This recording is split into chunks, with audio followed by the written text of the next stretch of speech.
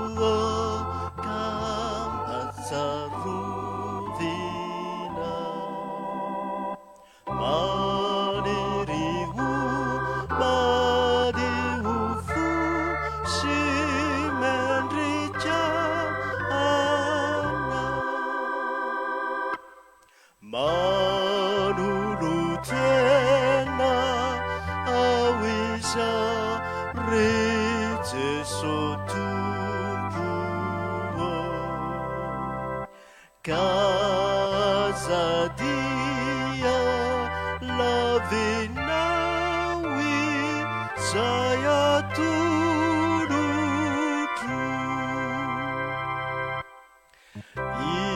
Isauvua surata awamimbukina Uisani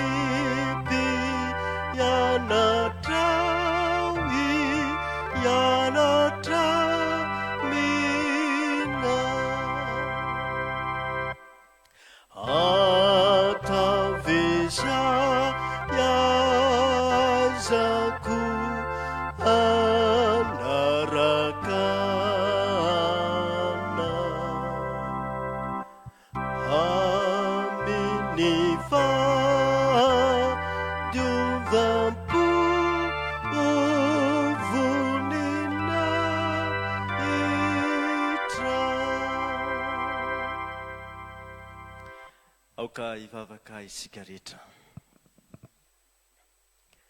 Mahantra tokoa zahay, Andriamanitro, ka tsy misy marina lahatra eo aminao akory, fa izany indrindra no efa nahafaty ny zanakao, ny vesatry ny otanay, ary dia izany no mahamarina fa mpanota tokoa zahay.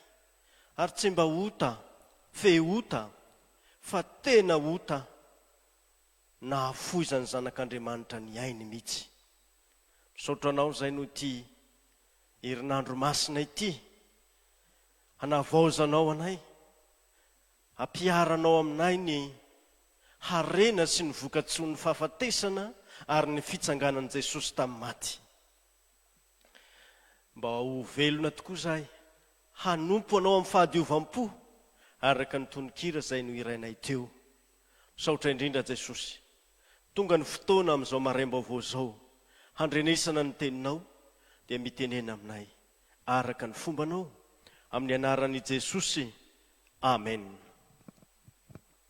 Ny tenin'Andriamanitra izay voalahatra hotoriana amin'izao maraim-baovao izao dia araka izay ho hita ao amin'ny Mateo 9:20, andininy 10 ka hatramin'ny 5:30. Mateo 9:20, andininy 10 ka hatramin'ny 5:30. Toy izao ny fofaky ny teny amin'ny anaran'i Jesosy. Ary rehefa nihira fiderana izy, dia lasa nakany amin'ny tendrombohitra Oliva. Ary tamin'izany dia hoy Jesosy taminy, ianareo rehetra dia ho tafitohina no ny amiko anio alina. Fa voasoratra hoe, hamely ny mpiandry aho, dia hiahaka ny ondry andrasana. Fa rehefa atsangana dia hialohanareo ho any Galilia. Fa rehefa namaly, fampetera namaly ka nanao taminy hoe, na dia ho tafitohina noho ny aminao aza ny olona rehetra, izao tsy mba ho tafitohina mandrakizay. Hoy Jesosy taminy, lazaiko aminao marina tokoa fa anio alina, raha tsy mbola misy akoho maneno dia andaha intelo ianao. Hoy Petera taminy, na dia hiara-maty aminao aza, tsy mba andahanao tokoa. Ary toy izany koa no nolazain'ny mpianatra rehetra. ray masinao manamasinana amin'ny fahamarinana ny teninao ny fahamarinana amen. Ry havana malala ho aminareo rehetra ny fahasoavana sy ny fiadanana avy amin'Andriamanitra raitsika sy Jesosy Kristy Tompo amen. Voalaza ny tenin'Andriamanitra eto ry havana fa hamely ny mpiandry aho dia hiaka ny ondry andrasana. Zany dia voalaza ao amin'ny Zakaria 3:17. Tanteraka izany amin'izay namelezana an' Jesosy. Tanteraka izany amin'izay nandaoza ny mpianatra an' Jesosy. Fanontaniana mipetraka dia ny hoe moa hamela ny mpanaraka azy hiaka tokoa va Jesosy? Moa hamela ny mpanaraka azy hiaka tokoa va Jesosy? Zao no voalaza ao amin'ny Jaona 10:12. Izaho ny mpiandry tsara ho Jesosy. Ny mpiandry tsara manolotra ny ainy hamonjy ny ondry. Ary koa nitondra ny aretsintsika tokoa izy sady nivesatra ny fahoriantsika. Kanjo isika kosa nanao azo nokapoina sy nasian'Andriamanitra ary nampahoriana nefa sitraky Jehova ny hanorotoro sy hampangiry firy azy. Marina tokoa ny tenin'Andriamanitra zay tsahiviny Jesosy eto hoe nasiana tokoa izy notorotoroina nampangiry firiana nampahoriana sitraky Jehova zany. Jehova no nanao izany taminy. Inona ny antony ho ianao? Noho ny aretintsika, noho ny fahotantsika, noho ny fahoriantsika. Izany no nanekeny Jesosy ho ampahoriana, ho hampangiry firiana sy ho torotoroina. Fa izany va dia hampiaka ny andrasana tokoa? Tsy ry havana, tsy ny valiny, satria Jesosy ilay mpiandry tsara nahita ny vahoaka ka nahonena azy ka hoy izy nampahatraina ny vahoaka nafoito ny ondry tsy misy mpiandry. Mahatsiaro ny tena no mpiandry Jesosy ary izany nahatonga azy honena. Jesosy dia tsy hoe mitsetsetra fotsiny mahita ny ondry tsisy mpiandry, fa izy mihitsy no tonga hiandry ny ondriny. Ary izy no hamory izany ondriny izany. Ho avory ao amin'ny Jesosy ny ondriny rehetra. Zay lasa ny devolo ho babo, lasa ny ota ho babo, ka izany indrindra no nahatongavany Jesosy. Ary izany no mahatonga ny hoe tsy hiaka akory ny ondry andrasana raha toaka miroso amin'ny fijaliana sy ny famonoana azy izao Jesosy, fa ho fiarovana indrindra ny ondry ny aza izany hananany fiainana. Satria izany nahatongavany Jesosy hananany ondry fiainana be dia be. Ilay devoly izay nandrombaka ny ondry dia ny hamono handringana izany, izany no nataony. Ary ambaran' Jesosy avy hatrany manaraka ny hoe hamely ny mpiandry aho dia hiaka ny ondry, dia hoy Jesosy fa rehefa hatsangana aho dia hialohanareo ho any Galilea. Io ny toko lehibe izay omeny Jesosy ny ondriny, mialohanareo any Galilea. Izany hoe tahaka ny fanao ny mpiandry ondry mialohan'ny ondriny dia mahazo antoka ny ondry andrasana. Ary izany indrindra no tsarovany Davida hoe Jehova no mpiandry aho, tsy hanan-java-mahory aho. Tsy ahaka mihitsy ny ondry andrasan'i Jesosy fa voaro ho amin'ny fiainana mandrakizay.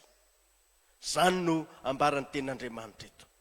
Ny fandraisan'ny mpianatra izay niseho anefa tena niaka izy.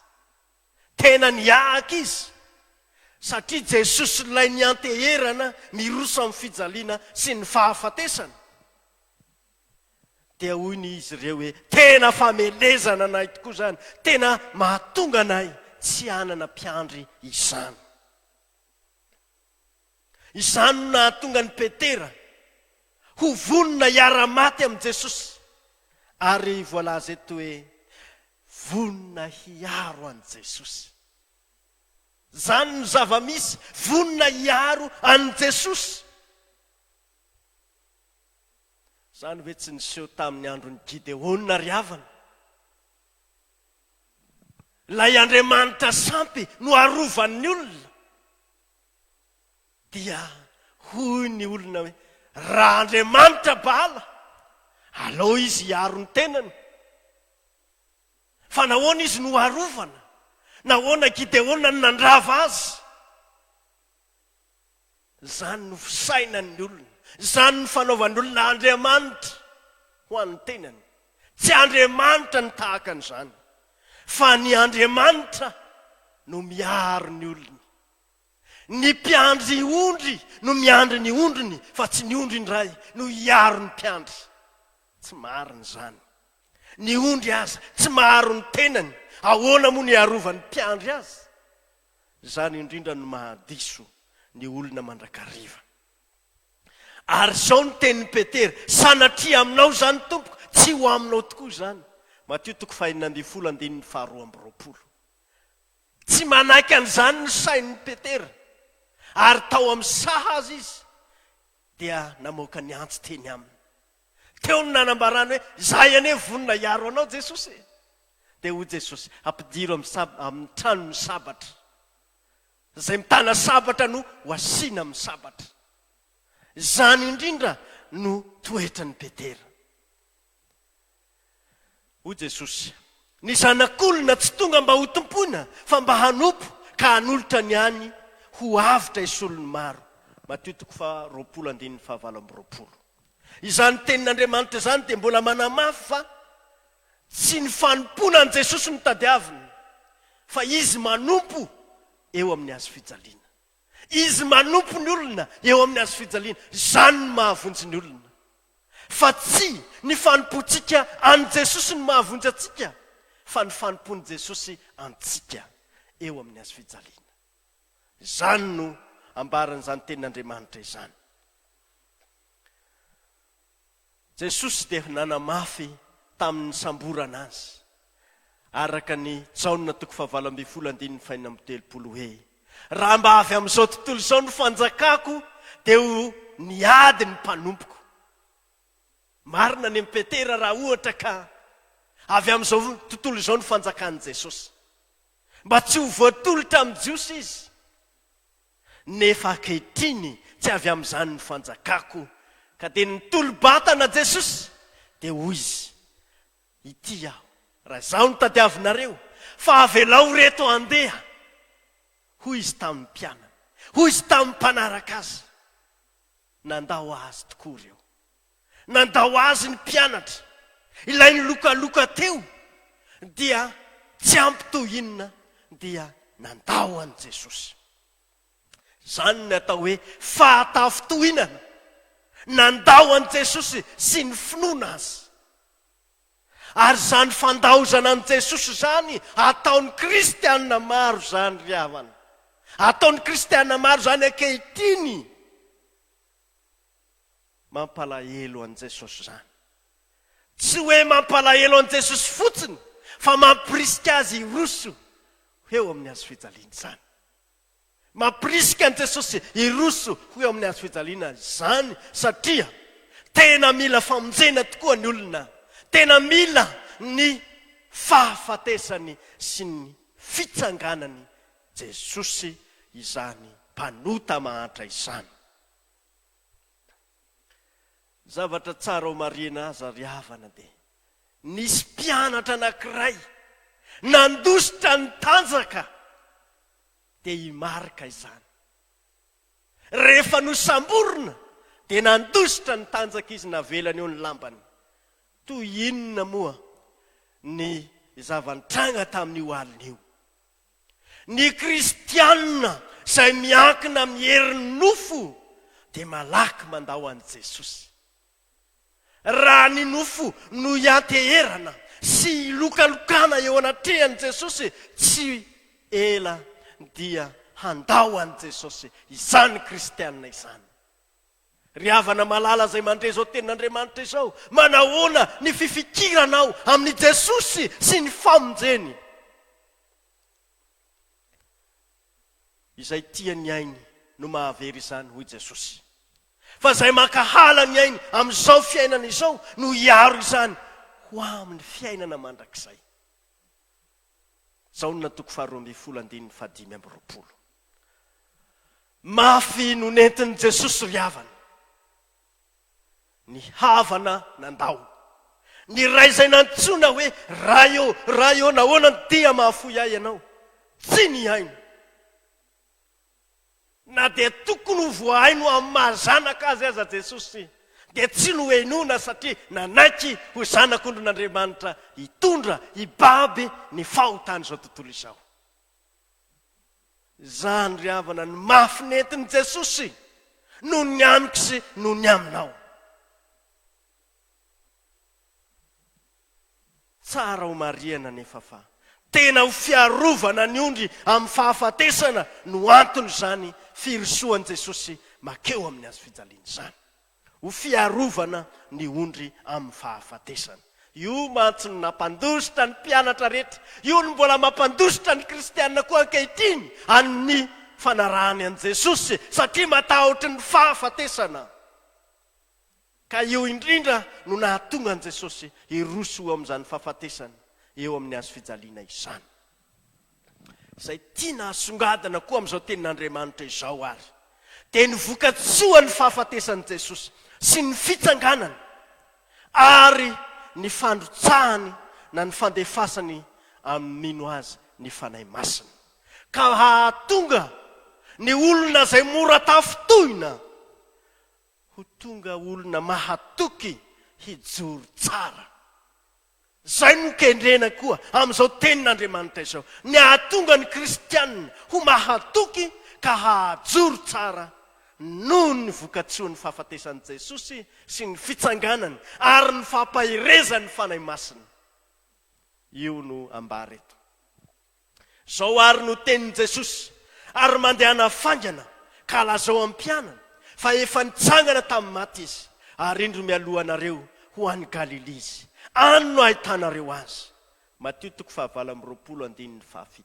Tanteraka ilay nampanantenany Jesosy tary an-tsahany Getsemane. Tanteraka izany rehefa nitsangana tamin'ny maty izy.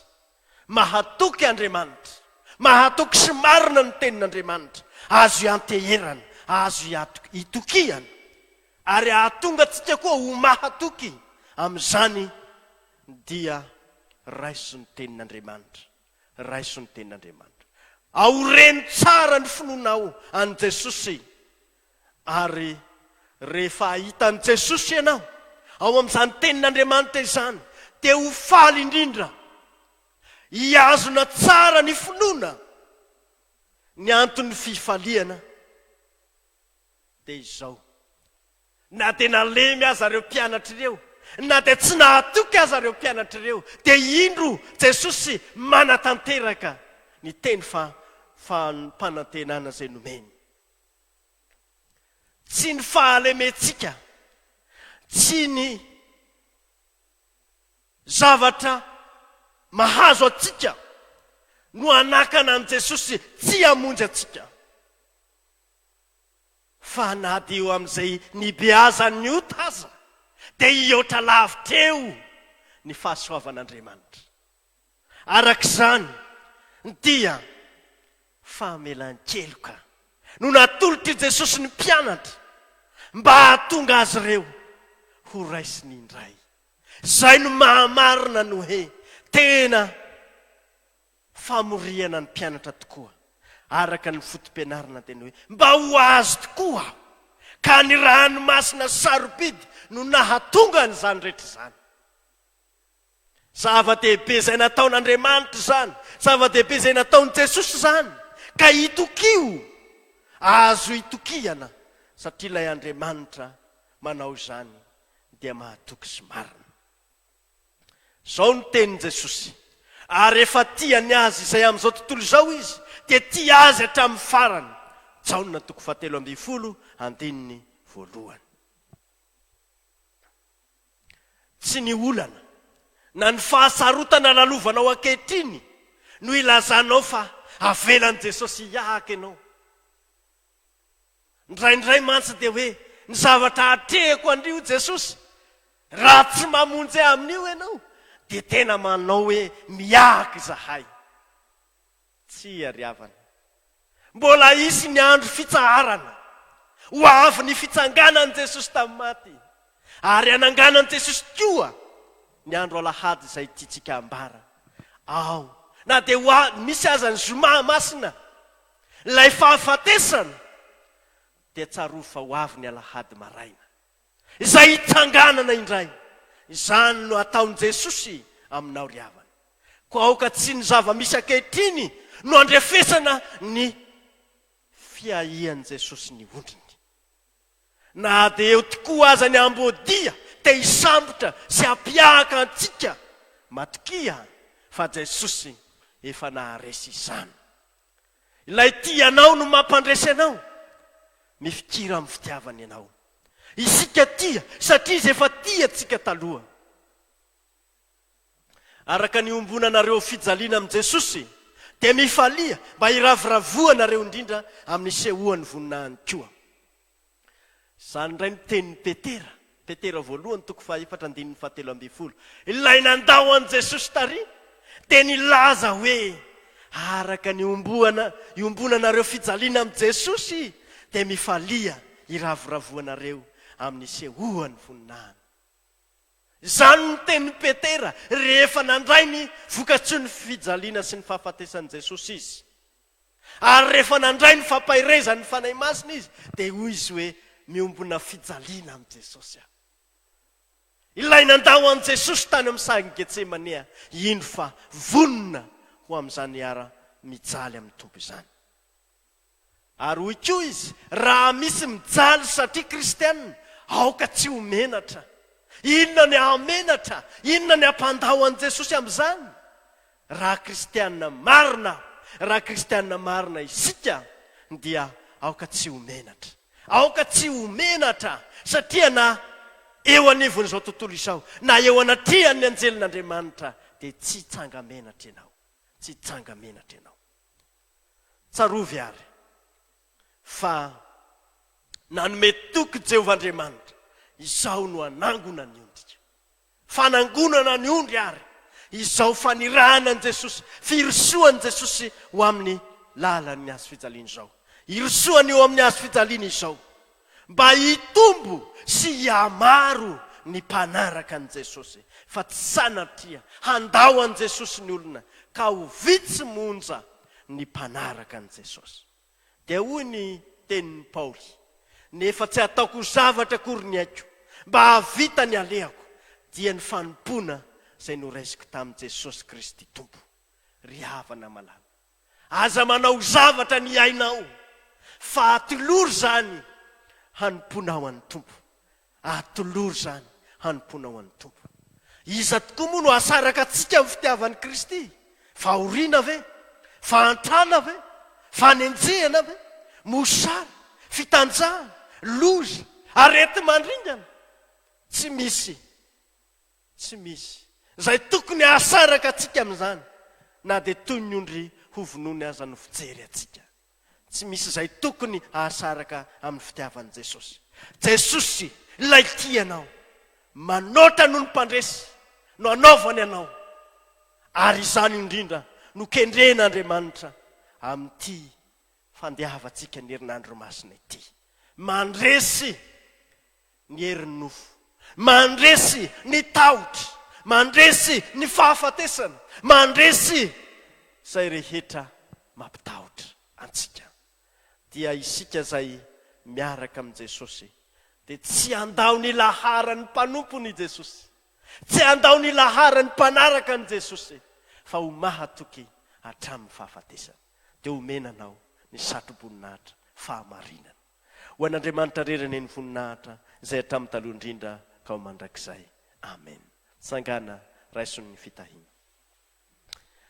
ny fahasoavan'i Jesosy Kristy Tompo, ny fitiavan'Andriamanitra ray, ny firaisana amin'ny fanahy masina ho aminareo rehetra ny amen.